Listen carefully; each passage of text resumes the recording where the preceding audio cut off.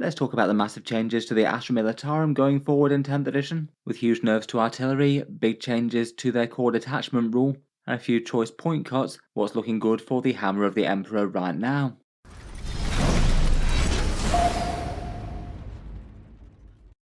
Hello and welcome back to Auspex Tactics, where today I thought we'd take a video dedicated to the glorious Imperial Guard, talking through all their changes in the big balanced Dataslate and Pariah Nexus updates, and considering they're an army that maybe weren't in the worst shape before, they've perhaps had a surprising amount of changes.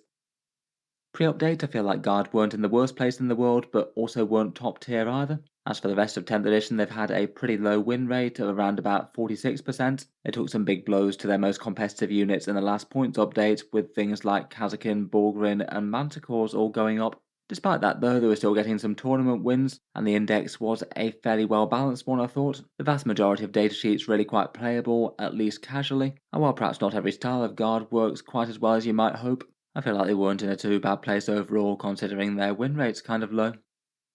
In the balanced data slate and points update though, Guard got some rather enormous changes.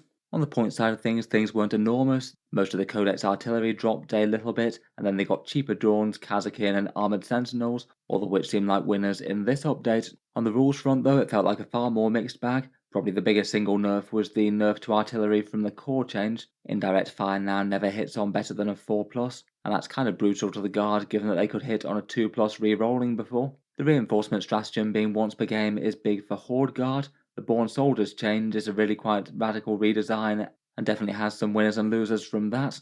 Tank shot got a bit better for them, grenades a little bit worse. Creed looks like she's not going to be quite as good for just handing out automatic fields of fire due to the stratagem changes, and Kiev's Aquila's debuff I'd say is probably worse overall for the Guard specifically. And then they did do a bit of errata to orders and things. Kasrkin can't duplicate orders, and Chimeras can't get a second set of them, though it also seems like in changing the Chimera one they might have broken one of the Guard stratagems. Overall there's really quite a lot going on. First up though, let's start with that Born Soldiers change. I feel like this is one of the ones that's going to change the balance of power within the Codex at least a fair bit. Previously, it was lethal hits on your ranged attacks, but only if you're stationary, and in general that tended to favour artillery more so than infantry or tanks, as most of the time infantry and tanks would need to be moving around the boards to gain lines of sight or range, or get onto objectives. It still wasn't a useless rule for them. You could think about whether or not the tank or infantry squad could afford to stay still to deal some maximal damage. Genuinely, if they could, it did mean that you'd get a lot more threat against big scary stuff. But for the most part in 40k, unless you're playing on very terrain sparse tables, you can't afford to do that too often. For changes to the rule, there's 4 major ones. You now need line of sight, so artillery have basically gone from being the best thing to use it on to a unit class that can basically never use it. A bit of a slightly painful turnaround there. The other big buff is that you no longer need to remain stationary to get Born Soldiers, so you can have Guard advancing up the field and still having their maximal firepower. But the Guard units and the targets that they can use it on have been a lot more restricted. Squadron keyword units such as Russes, Dorns, and transports and things, they can all get lethal hits but only against monsters and vehicles now. And regiment units, so your infantry squads, rough riders, and sentinels and things, they can get lethal hits against anything that isn't a monster and vehicle.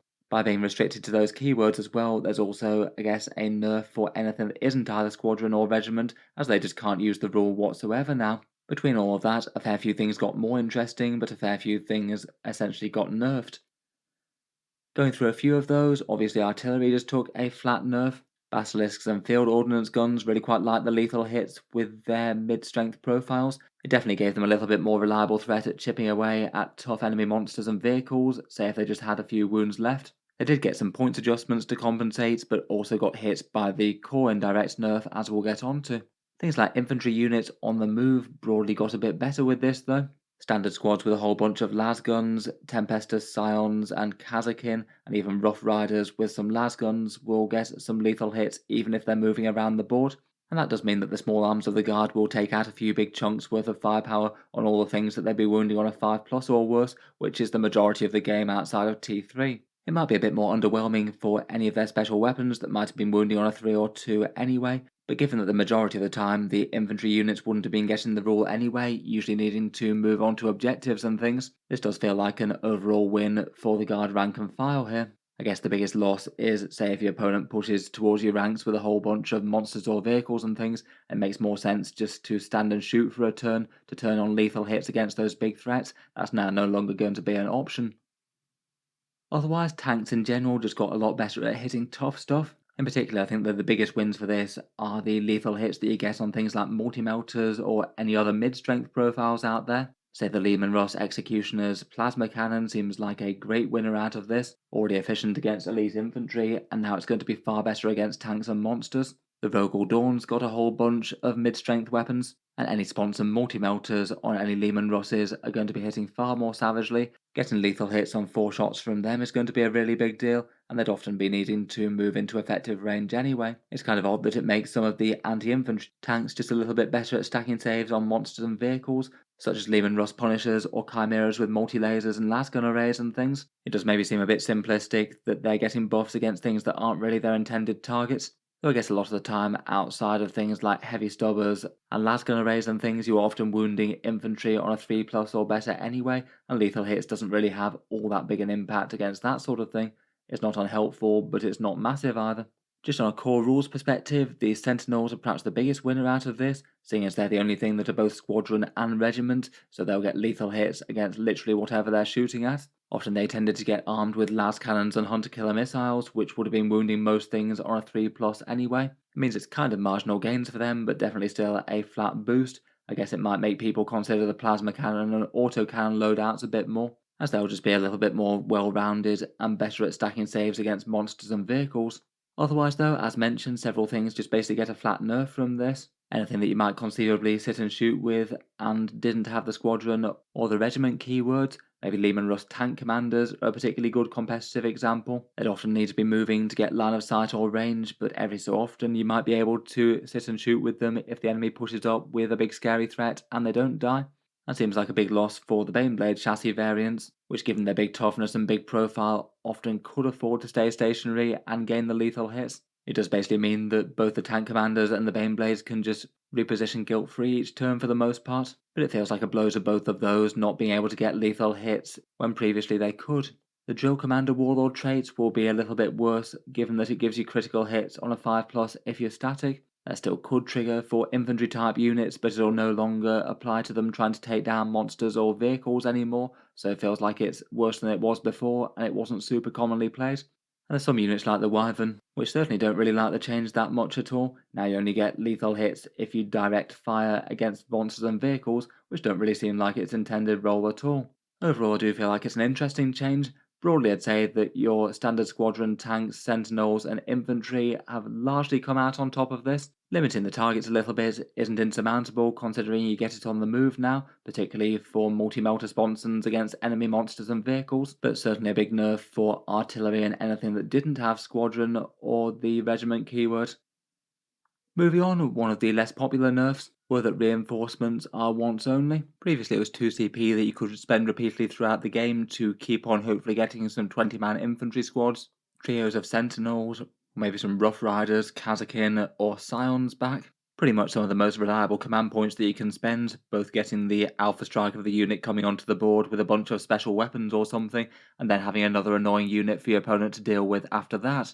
This one does feel like a bit of a feels bad change really, given that people are just used to this being the way that it works. Plus it doesn't really feel like any of the armies that used this stratagem were in any way overpowered. Guard were okay, but certainly weren't winning all the grand tournaments. Tyranid's Unending Swarm occasionally did well, but not that regularly. And same for the Crude Hunting Pack. Just feels like it wasn't really a necessary nerf in terms of game balance, though at the same time I suspect if 10th edition had come out and all those stratagems were written this way in the first place, that you just get one unit back once per game, I don't think anyone would have batted an eyelid. It's still going to be a useful stratagem well worth doing. Might just make sense that there's maybe one unit that's a good reinforcements target, and perhaps play aggressively with them, make sure they deal their damage, and then put them in a position where the opponent's probably going to be too tempted not to destroy them. It's certainly not a great change for Foot Guard though, and doesn't feel like all infantry type builds will be stronger overall, even if I feel that they might have won slightly out of the Born Soldiers change.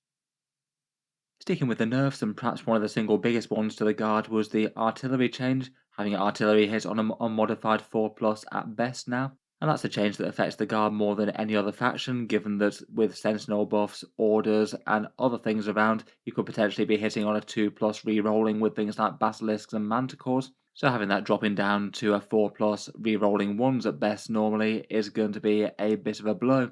On top of that, they also lost their lethal hits from Born Soldiers, so just a fairly spectacular decline in damage output there. It does mean that you can save a bit of points and effort on support though. Bastos and Manticores hit on a 4+ with their heavy just natively, so you no longer need to budget Lord Solar or Tank Commander orders for them, as they already get fully up to the cap without any extra support, and you wouldn't really feel as much pressure to spot them with Sentinels as before. Some of the artillery that hits on a native 5+ will still need one of the +1 to hit buffs, like the Field Ordnance Battery or the Medusa, so at least some of those buffs do still have some effect. Basically, combined with the loss of lethal hits on them, though, it's a pretty huge nerf. Artillery was a massively powerful part of many competitive lists, and even following things like Basilisks, Medusas, and Manticores going up at the last Dataslate, plenty of people were still using good amounts of artillery. Not every list was taking it anymore, but a fair proportion still were. I still think that it's really quite a strange change from Games Workshop, to be honest, to have artillery only hit on a 4+ natively, as well as the -1 to hit thing.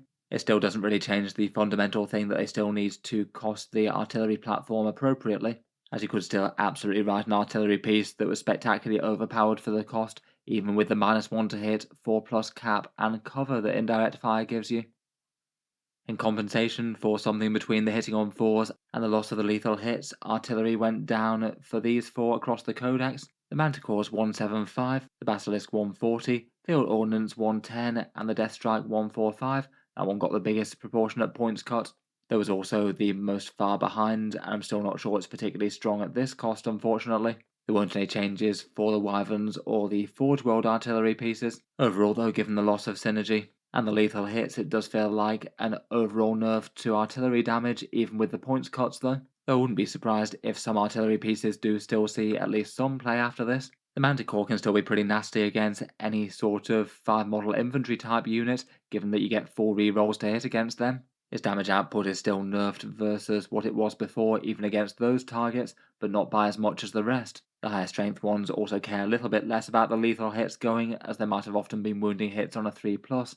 Basilisks still seem kind of fun for their movement debuff rule as well. They'll still chip away at Space Marines and things, but at a lower rate than they did before, and occasionally just handing out that -2 to move, advance, and charge can be a big thing. Maybe keeping a crucial melee unit out of the game, or stopping an opponent getting to an objective. Overall though, artillery does feel like it's going to be a bit less significant and a bit less mandatory than it was before.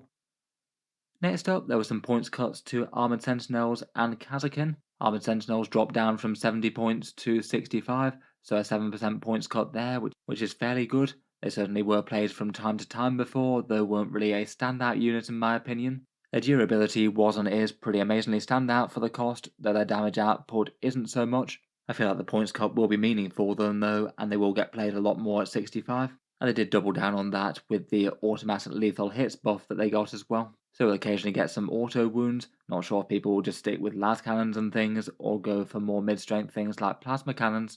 I guess they do have a bit of anti-synergy with that, given that their special rule allows reroll wound rolls. Otherwise, Kasrkin dropped down from 120 points to 110, so an 8% cut there. In general, their previous nerf did feel like a bit of an overcorrection, going from 100 all the way up to 120. It didn't look like competitive lists completely dropped them though last time, and some still chose to use them. Feels like 110 points will still be interesting enough for them. They have had a fair bit of changes from the other things. Born Soldiers, giving them lethal hits against anything that aren't monsters and vehicles, I think is a big win for their damage output for the most part. It's pretty rare in a situation that they'd ever not want to move. They're not going to be able to be brought back by reinforcements anywhere near as easily though, just 1 unit per game, and that is kind of a shame as they were a particularly popular target for that. And they did also get an FAQ that addressed their double order situation. It means that you can't use the same order twice on the same unit, which to be honest I didn't really think sounded like the intent in the first place, but basically you can still combine things like say move, move, move and take aim. You just can't have things like double move, move, move for crazily speedy Kasrkin if it makes sense, for example. Both of these feel like they did quite well though neither of them are going to be able to be repeatedly recycled for reinforcements. Next up, the tank shock change was a pretty relevant one for the Guard. That got a little bit better for a bunch of armoured vehicles. The standard Lehman Russ will be going from throwing 9 dice against infantry to 11 dice, so a small improvement there. It's a bigger change if they were charging anything tough like a monster or vehicle that was higher than toughness 7. You no longer get the bonus depending on the strength differential, so you get to throw 11 dice and get around about 3 or 4 mortal wounds on most monsters and vehicles as well. Feels like that will genuinely be a bit more tempting as a result, and another buff for tanks. For other core stratagem changes, grenades got a little bit worse. You can't advance and throw them now, and you can't fall back and throw them, which is a bit of a downside for infantry armies. You might conceivably want to do either of those if you get into objectives or not trying to stay in combat with the enemy. Creed, with her free battle tactics for regiment units within 12 inches, have arguably got a little bit worse. Typically in competitive lists, she was used for handing out fields of fire. Have her at the back somewhere safe, and then pair her with a squad with a mortar. Use the mortar to get a hit on the enemy, and then you could trigger the fields of fire thing for an AP debuff against your chosen target. Pretty nice if you're stacking loads of damage with the artillery in particular. It works great for a bunch of tanks and infantry as well. Now though, given that the free stratagem thing now only reduces the cost of the stratagem by 1 CP, she's actually going to have to pay 1 command point for that. It just maybe feels like the entire overall setup just isn't quite as attractive as it used to be. You're paying for a character, a mortar infantry squad, and still having to shell out an extra command point each turn. Definitely something that you could still do, and Lord Solar is likely to still be around to keep the command points flowing. I suppose you won't be spending quite as many on reinforcements anymore, so maybe still feels like it's something that you could do if you wanted, though to me it doesn't sound quite as good an overall deal. She has gained some options though. You could hand out extra orders in the enemy command phase, though as mentioned that does seem to have had a weird change. You could use suppression fire for the -1 to hit on an enemy unit, or you could use some core stratagems like Overwatch grenades or go to ground for a regiment unit. I guess maybe Overwatch could be alright on something like a big ranked up block of Kriegsmen perhaps, or you could get some heavy weapon teams Overwatching on a 4+, still doesn't solve the fact that they're super fragile though. In general though, she does feel like she's probably a bit worse than she was previously, given that very specific use that most people tended to take her for. And also the change was a big nerf to the Kuro's Aquila as well, which remains 40 points, and now it's going to be an aura of debuffing stratagems for -1 CP. Given that guard units don't tend to last all that long on the front lines, that would be a bit brave to spend that many points and just push it into the centre of the board. Feels like it was a much more credible option when it could be safe behind the lines. As mentioned in previous videos though, it feels like the massive Rogal Dorn battle tank is perhaps the single biggest winner of this entire update.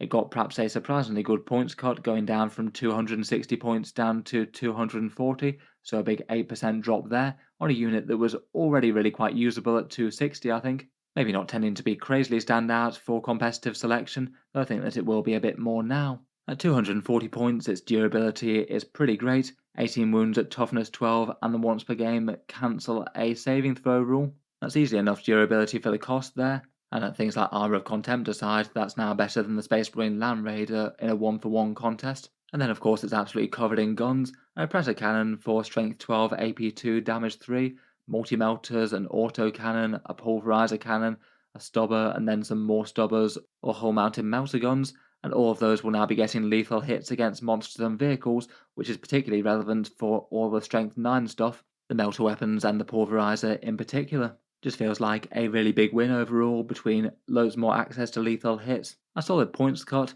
Tank shot got better for it as well, with 12 dice being thrown rather than 9 on average, and even might have a few more spare orders for it now Lord Solar isn't going to be on artillery ordering duty quite so much, so no bad feelings about zooming this around the board quite quickly, or lining up for extra accuracy. The thought of putting something like 2 or 3 of these on the board for 240 points each does seem really quite intimidating, and that'll still leave you loads of extra room for lots more scoring guardsmen and other intimidating threats. Finally for the guard, there was a bit of errata to orders as well. This one seeming to aim to try and fix the issue that they had with chimeras, with the last patch to orders basically saying that you could order things after getting out of transport vehicles, and weirdly meaning that you could basically order from within a chimera, then get out and order again with the same commander, which did feel a bit strange. They seem to have patched that by changing voice of command to be the amount of orders that you could issue overall per battle round. Though it does mean that as a knock-on effect it looks like it might mess with the inspired command stratagem, the one that allows you to do orders in your opponent's command phase. Maybe not always a super regularly used one there, but you could use it to mess with objective control and potentially score. It seems now that's only going to be an option if you've left yourself an order free there, or it happens to be the start of a new battle round, so you'd be able to dip into one of your next turn orders. Feels like this one was a bit of unnecessary collateral damage, and I must admit the guard stratagem section really feels like it's taken a beating in this update. This one doesn't really work very well anymore. The one for +1 to hit with artillery is kind of redundant on a lot of stuff now. Reinforcements is once per game, and fields of fire isn't as easy to hand out with Creed.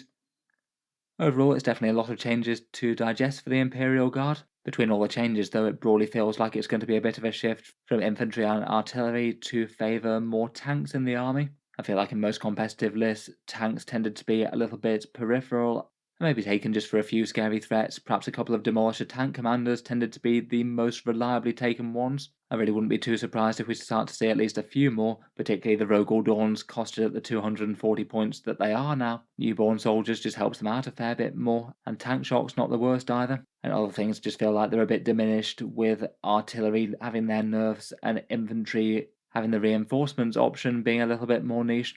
Otherwise, Armored Sentinels and Kasrkin both look like they're in a fairly good place, though it won't be as easy to recycle them as mentioned. Leman Russ Executioners look like they're fairly nice as a sort of anti-everything turret Leman Russ now a bit more. Getting lethal hits against tough stuff was huge for them. And maybe in the entire Pariah Nexus type missions, Scion Squads and Scouting Kaschans might be a little bit more emphasized. Having battle line and cheap units to do actions and things seems like it's going to be an important thing. I'd be surprised if Lord Solar goes anywhere with this. Still looks fairly auto-includes between godly orders, some redeploys, and a whole bunch of command points. If Guard go tactical objectives, they could probably afford to cycle through a lot of new orders if they really wanted to. And Rough Riders, I suspect, are still going to be a big deal in plenty of competitive lists. 120 points for the charge threat that they bring is pretty massive, though again they won't be able to recycle quite as reliably with the reinforcements. They could still get one squad of something back. Overall, given the scope of the changes, I still feel like the vast majority of Guard datasheets still remain really quite playable. Indirect fire is still pretty massive, though I suspect that it'll be far more niche in list than before, but might well be seeing a few more tanks on the table, particularly Dorns, I guess. In any case, let me know your thoughts on the Guard changes down in the comments below. How do you rate the balanced Dataslate changes, and what adaptations will your list be making to the new game, if anything? If you've enjoyed the video, then feel free to subscribe to Auspex Tactics. I'll certainly keep the regular 40k videos coming. I do tend to post new ones just about every day. Finally, if you have been enjoying all the videos on the channel, I would just like to mention that Auspex Tactics does have a Patreon page as well, and you can find that linked in the video description if you'd like to help support. Channel patrons do get a fair few advantages, seeing certain videos early, regular votes to see what sort of things come next on the channel, and automatic entry into the regular prize giveaways with a chance to win some big model kits each month. If any of that sounds good to you, or you'd just like to help support, the link is down in the video description. In any case, a massive thank you for listening, and I'll hope to see you guys next time.